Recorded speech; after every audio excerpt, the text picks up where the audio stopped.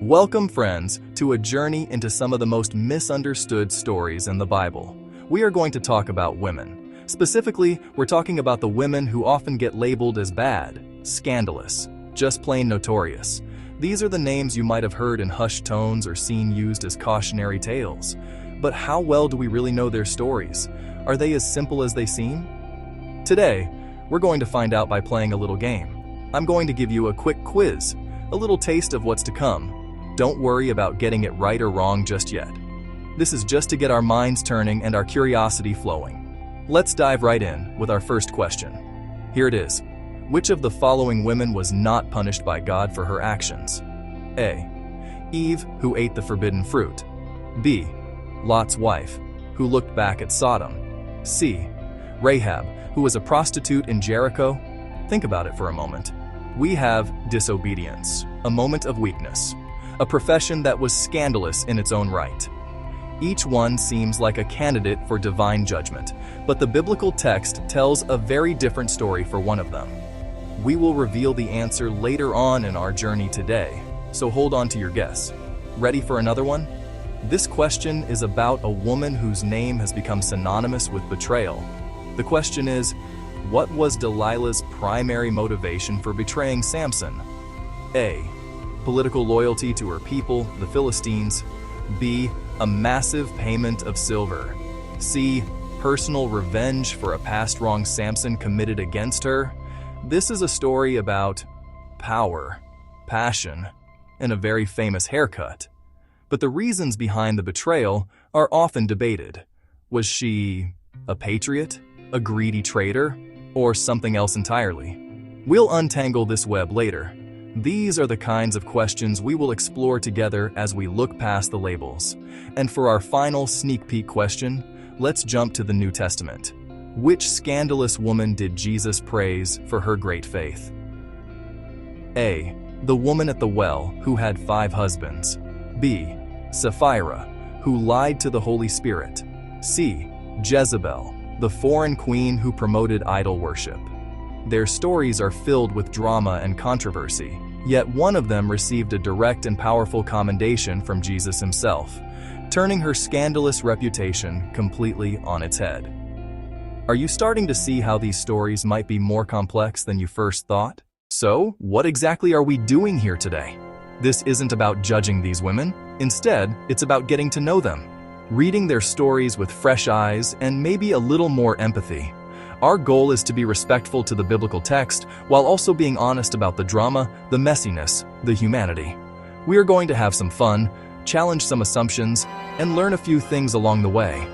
I invite you to play along, to guess the answers, to really think about why these ancient stories still have so much power to captivate and provoke us today. Here's how our game will work. We are going to look at 8 different women from the Old and New Testaments: Eve, Potiphar's wife, Lot's wife, Delilah, Rahab, woman at the well, Sapphira, and Jezebel. For each woman, I will present you with 2 multiple-choice questions. I'll pause to let you lock in your choice. Then, I will reveal the correct answer. And more importantly, we will dive into the Bible itself to understand why that answer is correct. We'll look at the text, explore the context. It's in these discussions that we move beyond the simple label of scandalous and find a much richer, more complex, and ultimately more human story waiting for us. We will reflect on what these stories teach us about temptation, faith, power, and grace. We'll also consider why certain women in particular seem to attract the scandalous label and what that says about us as readers. So get your thinking caps on, open your hearts, and get ready to meet 8 biblical women who are far more than the reputations that precede them.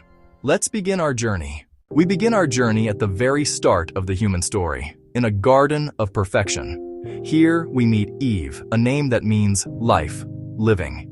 She is the first woman created as a partner for the first man, Adam. The book of Genesis paints a picture of innocence and harmony. They have everything they need, with just one rule to follow.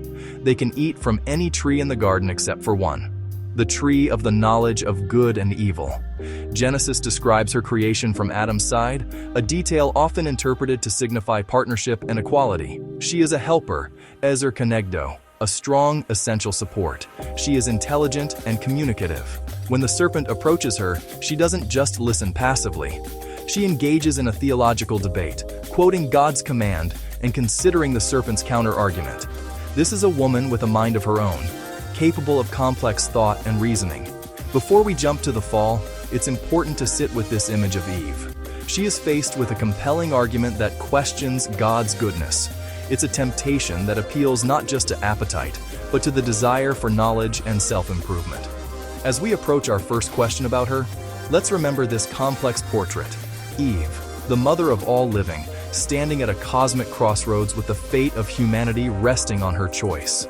Now that we have a picture of Eve in the garden, let's test our knowledge with our first question about her.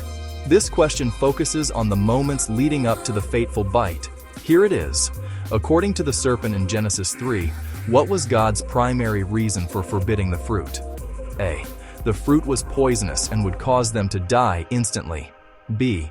God was afraid they would become his equals, possessing wisdom. C. The tree was sacred and reserved for God alone. Think carefully. The serpent is a master manipulator. Its goal is to make God seem like a selfish tyrant, not a loving creator. So, which reason does the serpent use to tempt Eve? Lock in your answer. The correct choice is B. God was afraid they would become his equals, possessing wisdom. The serpent says, "For God knows that when you eat of it, your eyes will be opened, and you will be like God, knowing good and evil." Let's break this down. The serpent directly contradicts God. It offers a tempting motive, that God is insecure and fears competition. That plants a seed of distrust. The serpent paints the withheld fruit as freedom and enlightenment. Eve's desire for wisdom wasn't wrong. The path she chose was.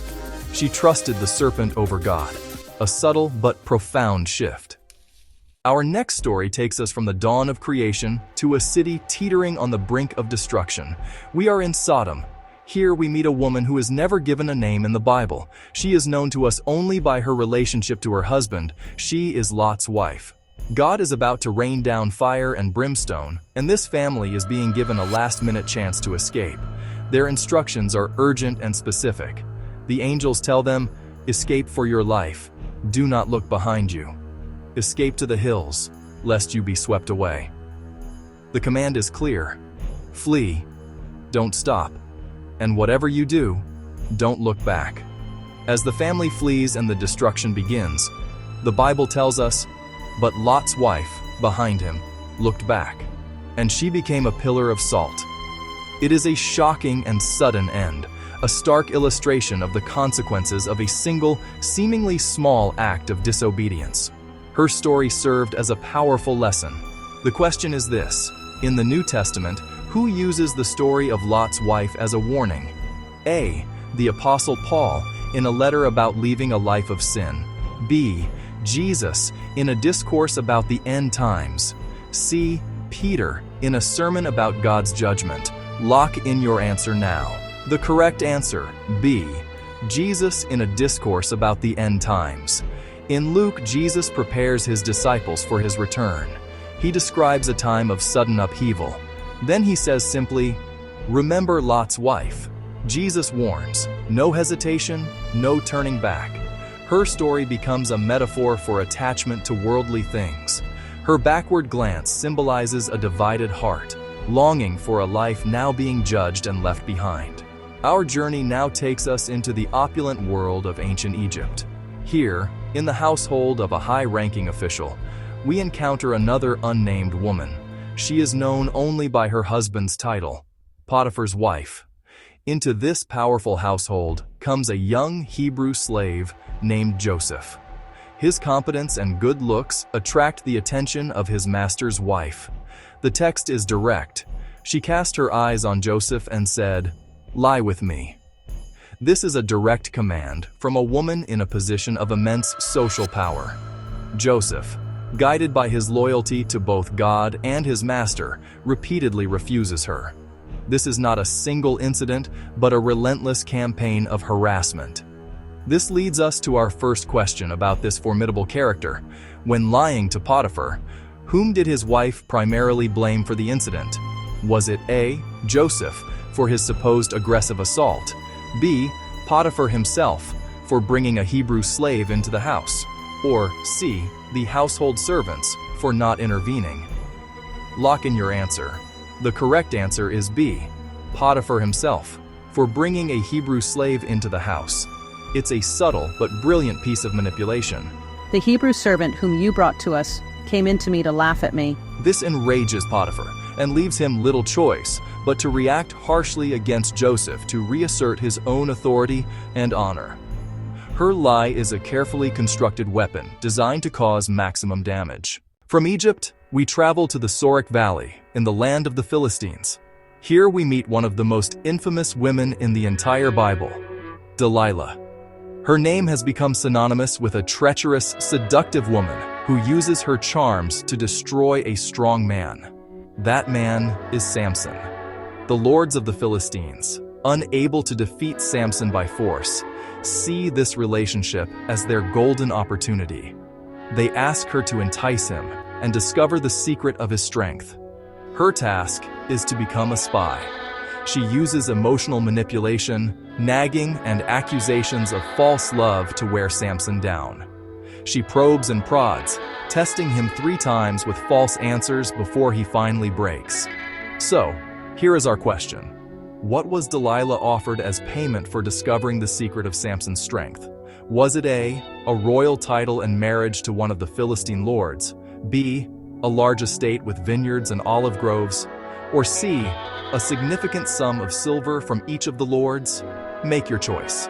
The correct answer is C, a significant sum of silver from each of the lords. Specifically, they promised her, "We will each give you 1,100 pieces of silver." With 5 lords, her total payment would be 5,500 pieces of silver.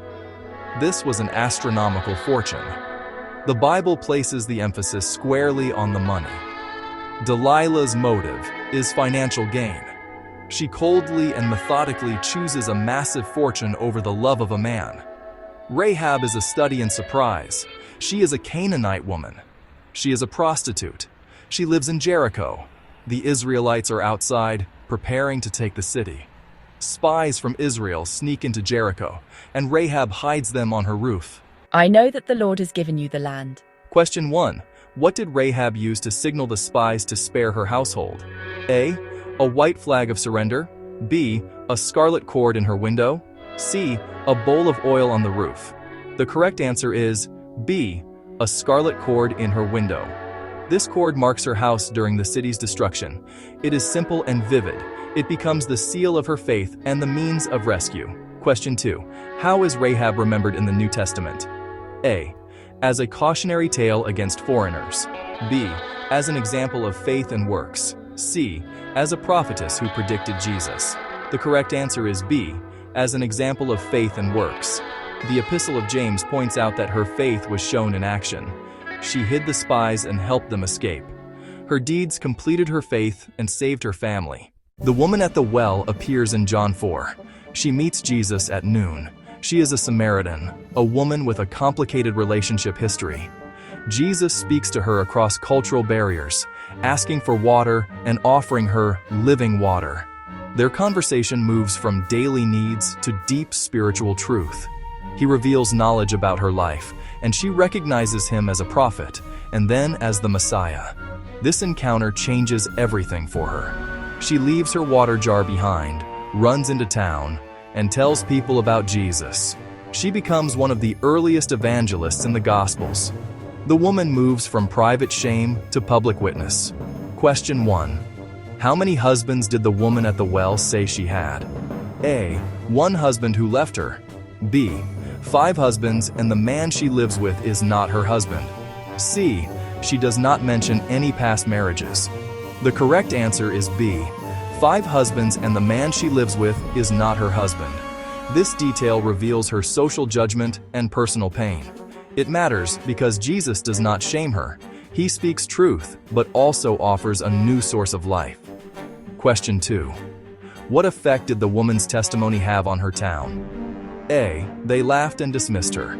B. Many came to meet Jesus and believed because of her. C. Authorities arrested her for spreading rumors. The correct answer is B. Many came to meet Jesus and believed because of her. Her honest testimony has power.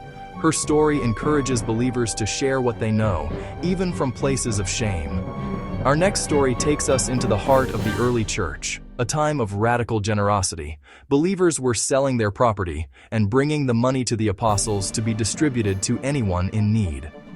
Into this community step a husband and wife, Ananias and Sapphira. They sell a piece of property, but decide to keep a portion for themselves. The problem was the deception. They presented a part of the money as if it were the full amount. They wanted the reputation for generosity without the full sacrifice. Ananias goes first. Peter confronts him, and upon hearing the accusation, Ananias falls down and dies. About 3 hours later, Sapphira arrives. Peter gives her a chance to tell the truth. This is where Sapphira's scandal is sealed. She is an active participant who doubles down on the lie. When Peter asks her if the price they brought was the full price, she confirms the deception. Her scandal is one of dishonesty and spiritual corruption, and it carried the ultimate price. We now turn to a name so infamous it has become a modern-day insult: Jezebel. A Phoenician princess, she married Ahab, king of northern Israel. Jezebel did not come alone. She brought her religion, the worship of Baal. She used her immense power to promote Baal worship, putting her in direct and violent conflict with the prophets of Yahweh, most notably Elijah. She actively persecuted and ordered the execution of God's prophets. One of the most telling stories involves Naboth's vineyard. When Naboth refused to sell, Ahab sulked. Jezebel declared, "I will give you the vineyard," and arranged for false witnesses to have Naboth stoned to death. This act reveals her utter ruthlessness. Her name becomes scandalous, not because of sexual immorality, but because of her idolatry, her persecution of God's people, and her cruel abuse of royal power to steal and to murder. We have journeyed through the lives of 8 remarkable and often misunderstood women. Each of their stories is filled with drama, complexity, and a humanity sometimes lost beneath the weight of scandalous. One clear pattern: the scandalous label often hits those who disrupt order. These women are not passive or silent. They are active agents whose choices have massive consequences. But they also teach us about the surprising nature of faith and grace. God can use an outsider like Rahab to save his people, and an outcast like the Samaritan woman to bring a whole town to faith. At the very beginning, I asked you 3 questions. The woman not punished was Rahab. Delilah's primary motivation was a massive payment of silver, and the woman Jesus praised was the woman at the well. When we label someone scandalous and move on, we often miss the deeper lesson. We miss the nuance, the complexity, and the surprising ways that God works in and through flawed and broken human beings, people not so different from ourselves. Thank you for joining me. The next time you come across a scandalous woman in its pages, I encourage you to pause, look beyond her reputation, and read her story with fresh eyes and an open heart. You might be surprised by the profound truths and the deep humanity you find waiting there.